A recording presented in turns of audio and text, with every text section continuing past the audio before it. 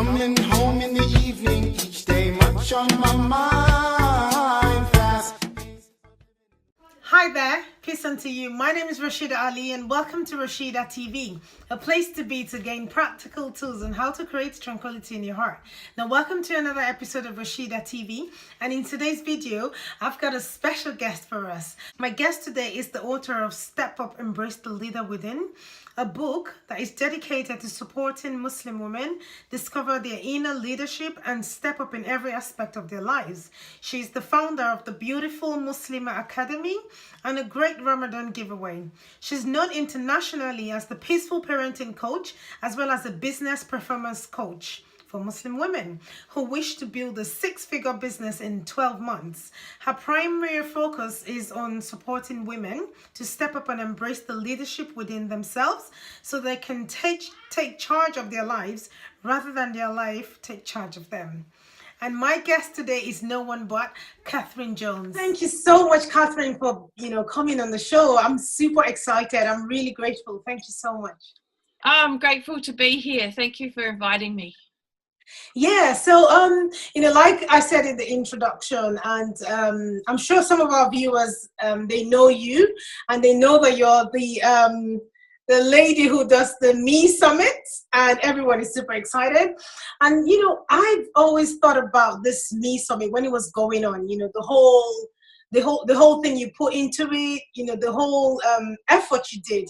And I know that you've got your children and you've got your family with you, and that has always struck my mind. Like, how did you manage to juggle all that with your family life? One of the key things, this was my second summit, so I learned a lot of things from my first summit, and one of them was to be putting strict deadlines in place for the participants to make sure that material was ready in time. And so I did a much better job of that this year, which helped a lot because it meant we could do things beforehand so that it was less chaotic during the time. And it really was a matter of chipping away at it, being organized, having a plan. But like all good plans, they all, you can have a plan and Allah will have a different plan. And so there were plenty of things that didn't go to plan. And so during the actual summit itself, it was once again extremely busy, busier than I had anticipated. There were many times when things didn't go exactly as I had anticipated. So my children did have to be a bit flexible in that time. It did mean that as soon as it finished, I had to really stop focusing on work and really focus on the kids, because they were showing signs of disconnection because they had missed the connection with me over those few days. Well, it wasn't a few days, it was about 10 days, so it was quite a while for them. They were at school, so there was plenty I could do during the school day, and I did try to avoid doing work at the times when they would come home from school and that sort of thing. But there was the odd emergency where I still had to work when they were home, and so it was challenging. It was challenging, and I didn't get a lot of sleep. But I think the key thing was also knowing that it was going to come to an end, and I would get sleep, and my children would have me back again at the end of it. So I hung in there. Oh, that's interesting. So what I can hear from what you're saying is like always trying to get organized and, knowing, having it at the back of your mind that it's going to come to an end. So always looking forward to the end results, isn't it?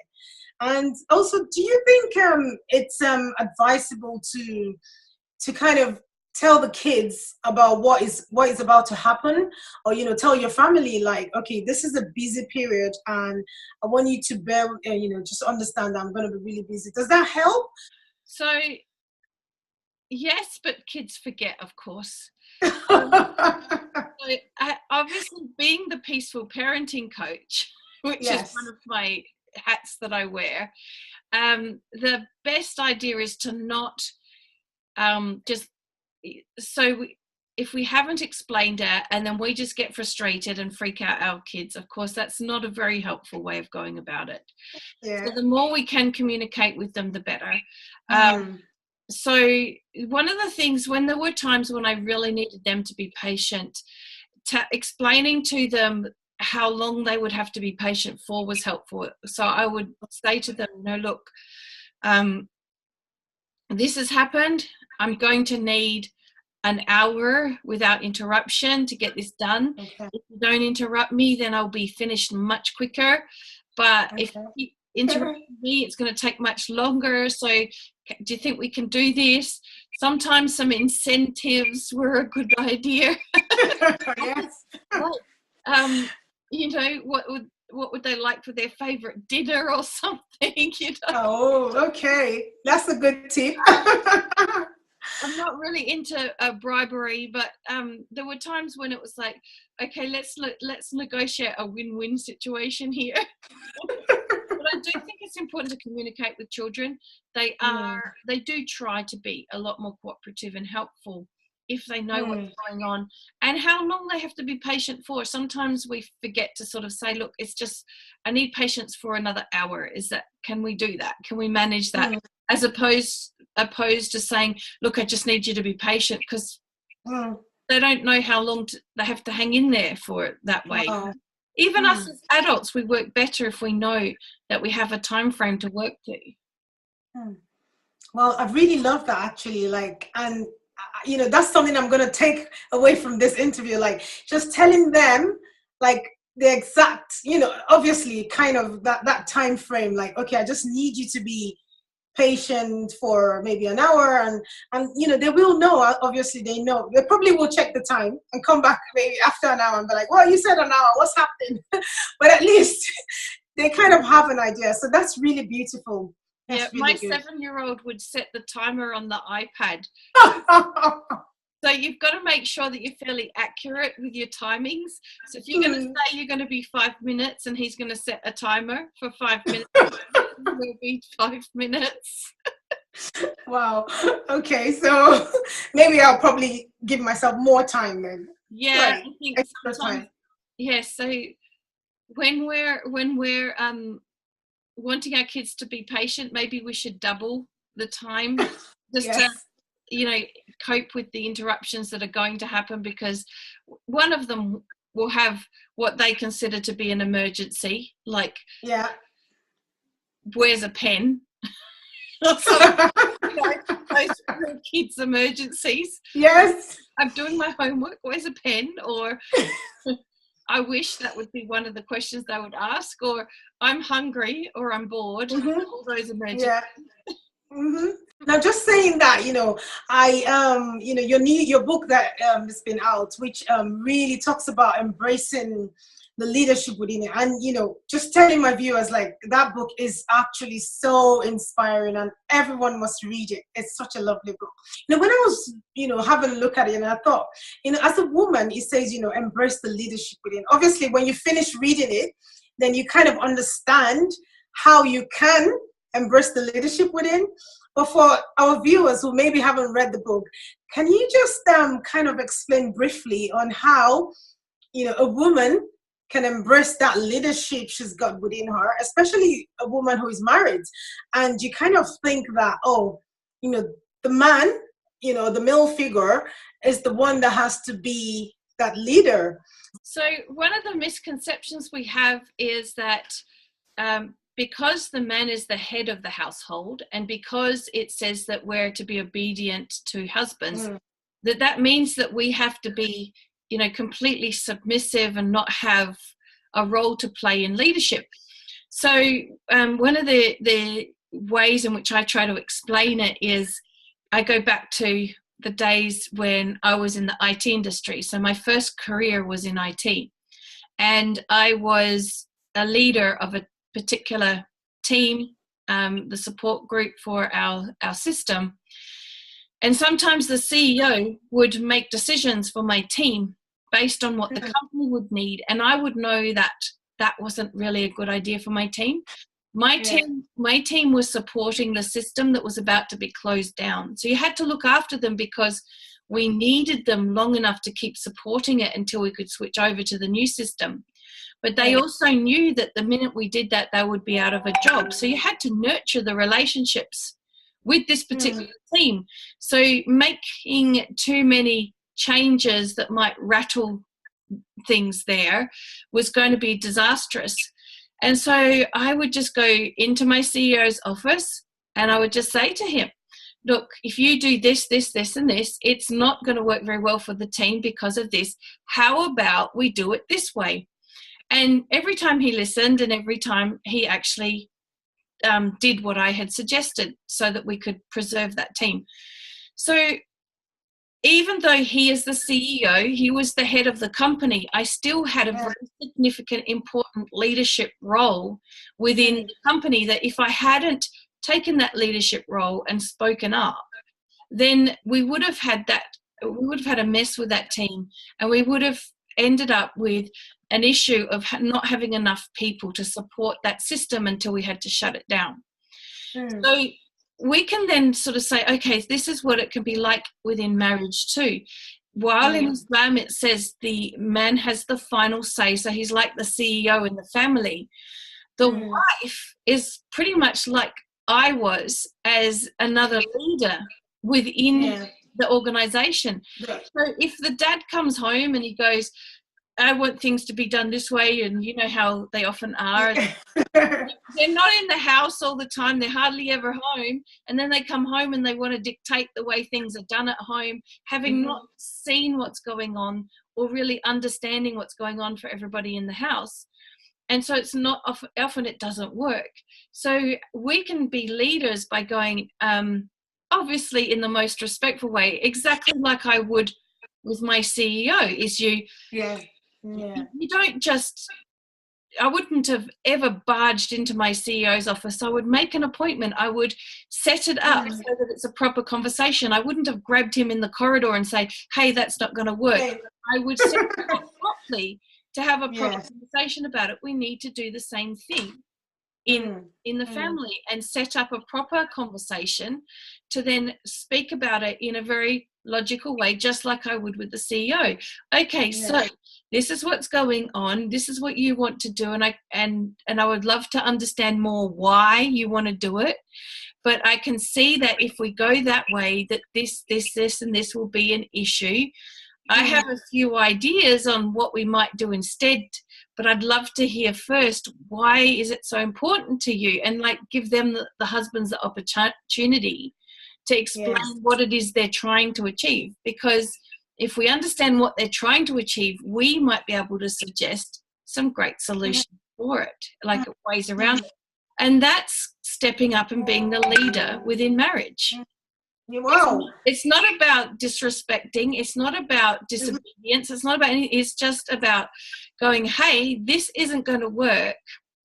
And it's the same with our own selves. Like sometimes they will expect more of us than we can manage, because most men who've not stayed home and looked after the kids and tried to juggle everything like we do, think that we spend all day at home twiddling our thumbs if we're not out. And therefore think that we should be abounding with energy and have maybe expectations upon us more than we can manage. And so we get very resentful when we're given more to do than we can manage. We need to be able to express that we can't do it, that it's more than we can manage. We need to be able to do it without resentment. That's when you're showing leadership, is when you're saying, look, I can't do that. I would love to, but it's more than I can manage.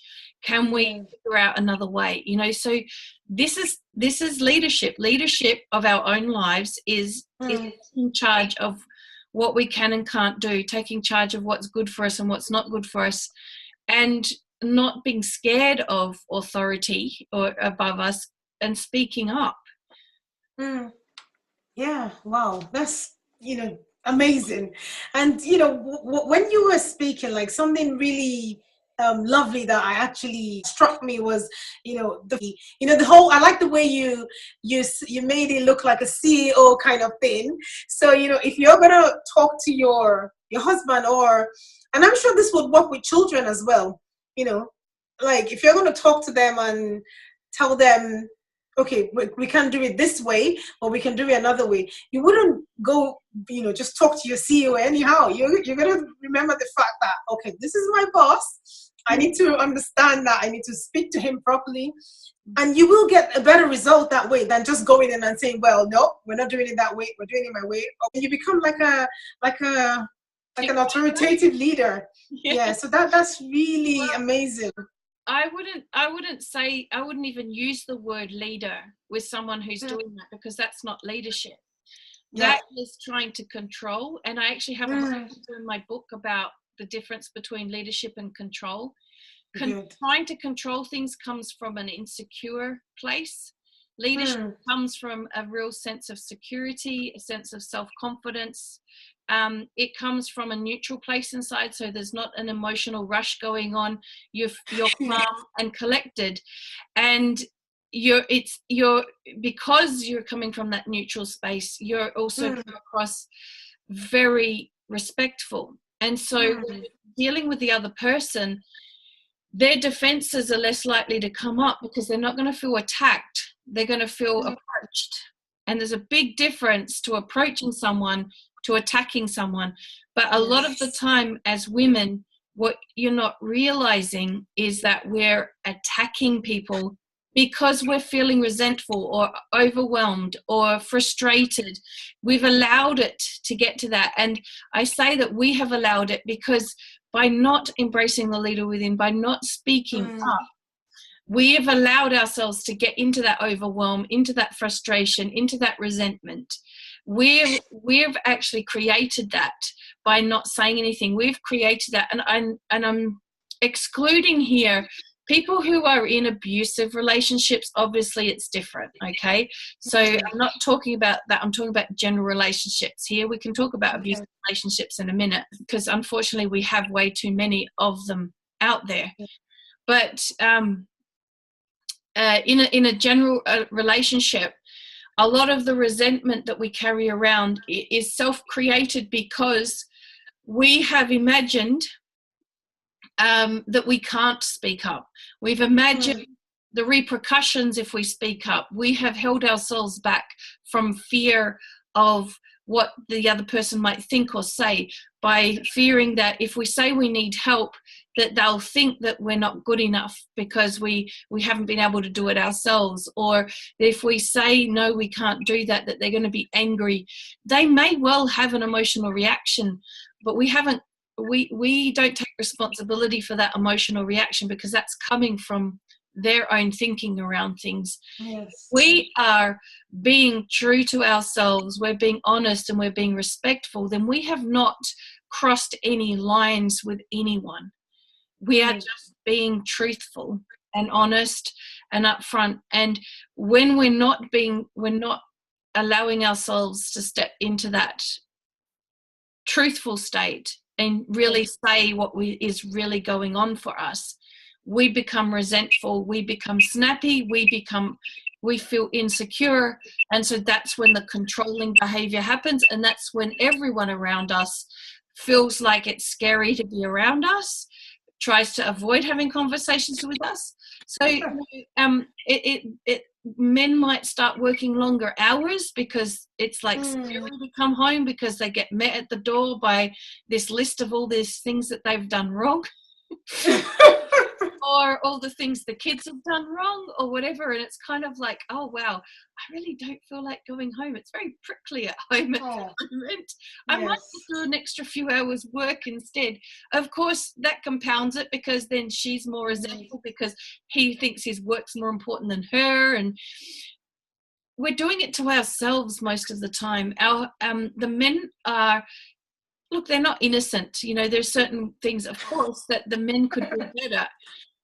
But there's a lot that we are doing to ourselves. One of the things, though, I want women to realize is that if you are in an abusive marriage, of course, there are issues that you need help with. That this just you changing is not going to change them if they are really stuck in their abusive patterns.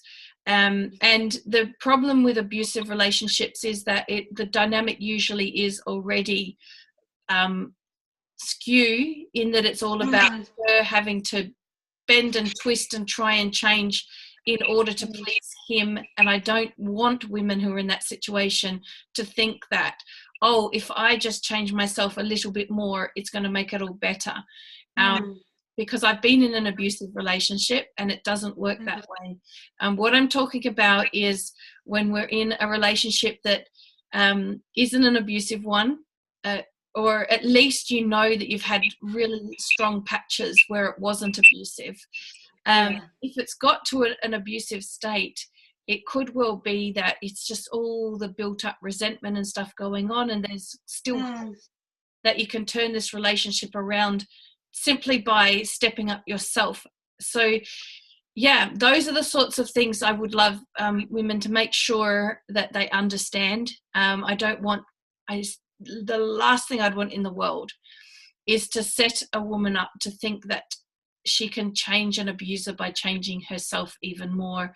Because sometimes when you step up with somebody who is stuck in that abusive pattern, you can actually put yourself in physical harm, because it can be where it crosses the line into physical violence or something like that. So be careful and seek help when it comes to that's really good that you pointed that out, because where this what we're talking about is for a normal relationship. Obviously, a relationship whereby that it's not an abusive one, and the man is, or the children as well, they're probably reasonable people.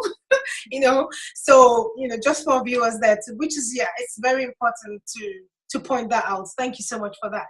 And I really wish we can just keep talking and talking and talking, because it's like, I'm just really enjoying it. And these are really powerful gems that I'm sure, as much as I'm learning from it, I'm sure our viewers as well will get a lot from that. So what if people want to learn more about embracing the leadership within them? Like I said, your book is there, but what if they want, sometimes some people want to see, listen to something or watch something, face to face, things like that? Sure. So there's a couple of choices. My book certainly has a lot there in it, and they can get the Kindle version through Amazon if they want to. But I also have a masterclass that I do, which is called Step Up, Embrace the Leader Within as well. That's the whole theme of everything that I'm doing at the moment. Okay, yeah. And the link for that is leadershipformuslimwomen.com. I wanted the domain Embrace the Leader Within, but someone else has already got that. So it's that's some people are doing some leadership down there.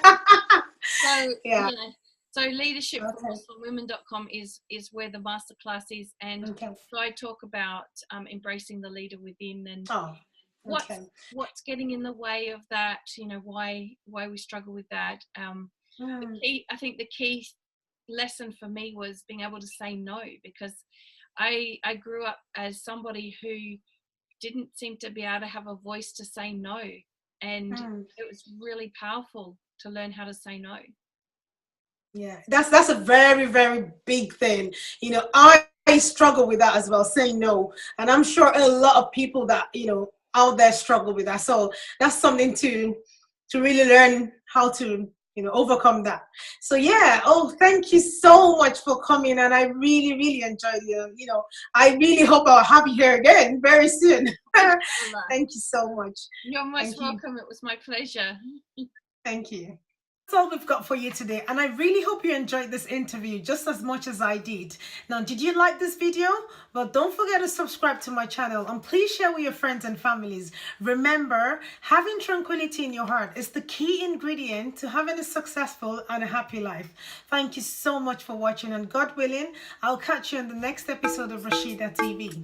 Coming home in the evening, each day much on my mind. Fast pace of living in the West with such little time, causing folks yell at